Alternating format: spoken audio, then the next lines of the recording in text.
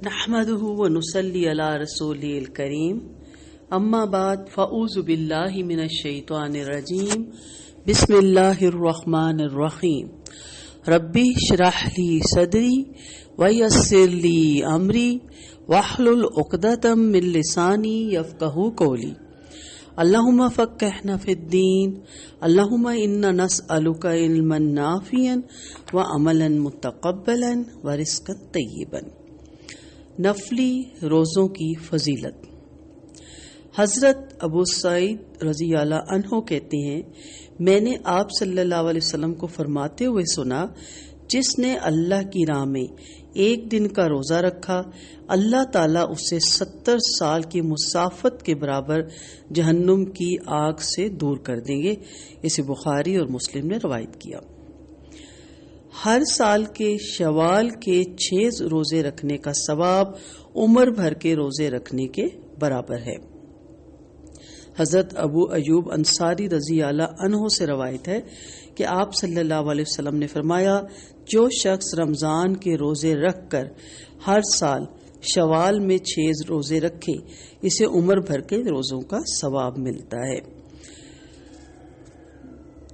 اور یہ آپ جانتے ہیں کہ عید کے بعد جو شوال کا مہینہ شروع ہوتا ہے، جس میں اس کی فرسٹ میں آپ عید مناتے ہیں، اس میں یہ 6 روزے رکھنے کی فضیلت ہے، اور یہ آپ لگاتار بھی رکھ سکتے ہیں، اور آپ یہ ایک دن کے گیپ سے یا 3 دن کے گیپ سے بھی یہ 6 روزے مکمل کر سکتی ہیں۔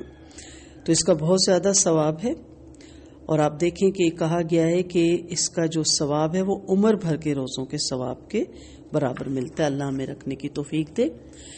اسی طرح نفلی روزوں میں باقاعدگی سے ایام بیض، چاند کی 13، 14 اور 15 تاریخ کے روزے رکھنے سے عمر بھر کے روزوں کا ثواب ملتا ہے۔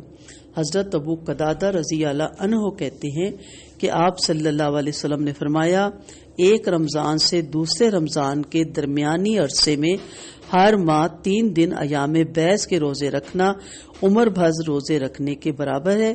اسے مسلم نے روایت کیا۔ سفر میں نفلی روزہ رکھنا جائز ہے۔ حضرت حمزہ بن عمر اسلمی رضی اللہ عنہ سے روایت ہے کہ انہوں نے آپ صلی اللہ علیہ وسلم سے پوچھا، کیا میں سفر میں روزہ رکھوں؟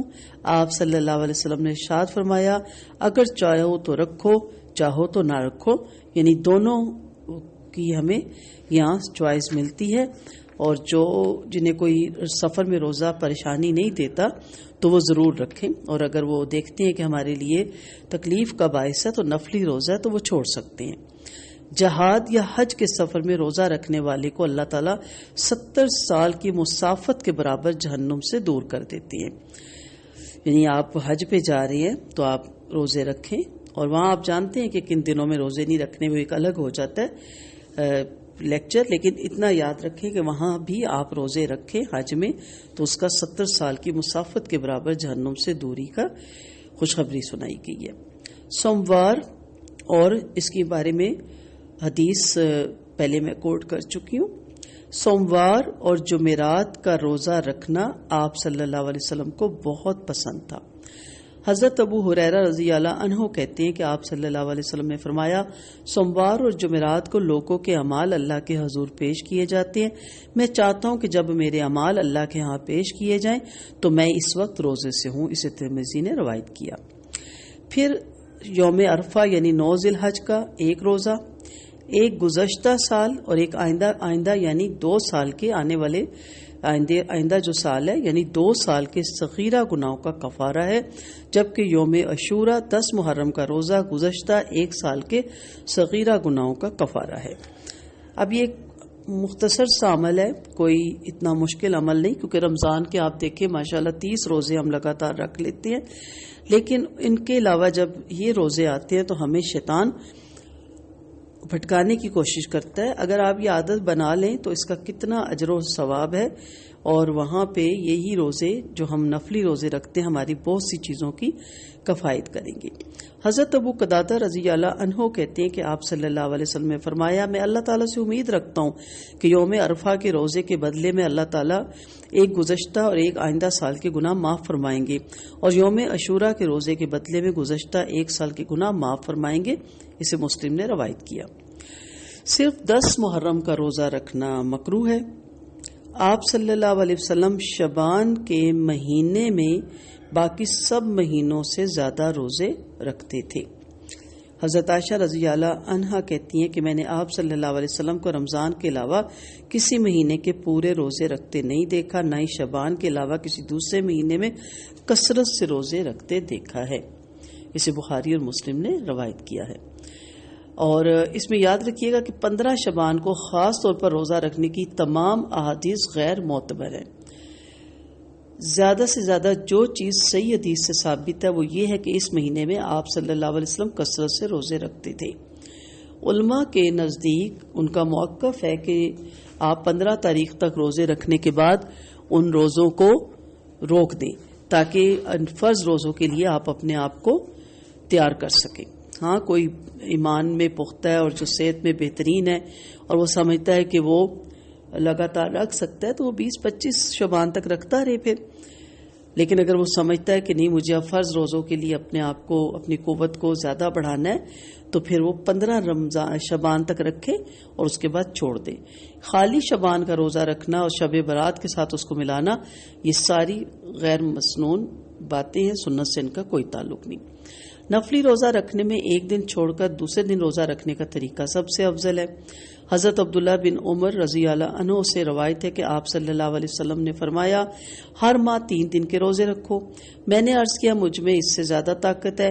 آپ صلی اللہ علیہ وسلم برابر مجھ سے روزے کم کرواتے رہے، حتیٰ کہ آپ نے فرمایا، ایک دن روزہ رکھو، ایک دن ترک کر دو، یہ افضل ترین روزے ہیں۔ میرے بھائی داؤد علیہ السلام یعنی جو پیغمبر گزرے ہیں، ان کا یہی طریقہ تھا۔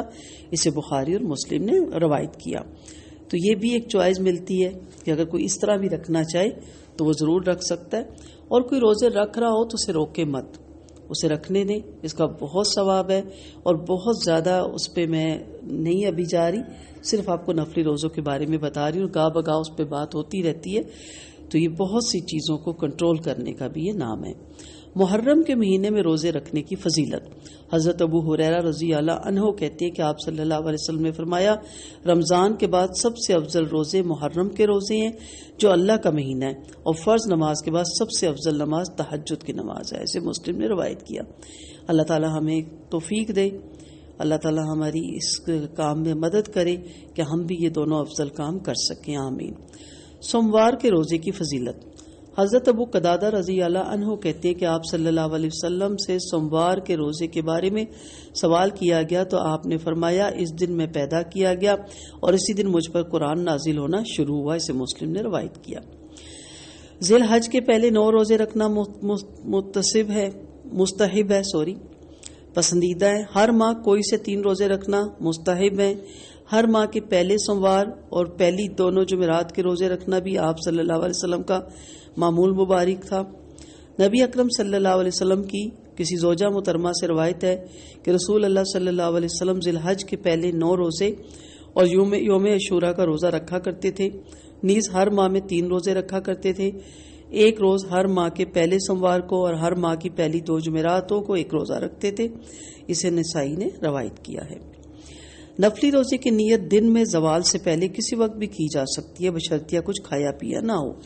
آپ فجر کی نماز پڑھ کے دوبارہ سو جاتے ہیں، یا آپ نہیں بھی سوتے، اپنے اذکار وغیرہ کرتے ہیں، اور آپ کو ویسے ہی لگتا ہے کہ بہتر نہیں کہ میں روزہ رکھ لوں، تو ابھی زوال کا ٹائم نہیں ہے، 10 ہیں، 11 ہیں، 11:30 تک بھی آپ روزہ رکھ سکتے ہیں۔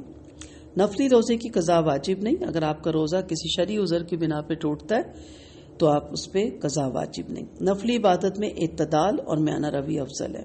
جب ہم احادیث سنتے ہیں تو دل تو یہی چاہتا ہے کہ ہر چیز ہم کریں، ہم سوموار جمعرات کا بھی رکھیں، ہم ایام بیضا کی بھی رکھیں۔ تو اب مسئلہ یہ ہو جاتا ہے، جیسے کہ ابھی ہم نے حدیث پڑھی کہ ایک دن چھوڑ کے ایک دن روزہ رکھنا، تو پھر بہت سے مسائل بھی سر اٹھاتے ہیں۔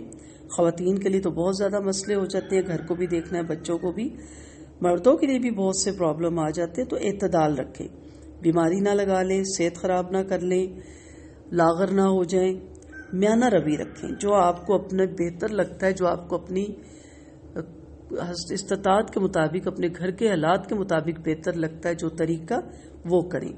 ہر وقت روزے میں آپ رہیں گی تو یہ بھی آپ کے لیے بہت سے مسائل کھڑے ہو جائیں گے۔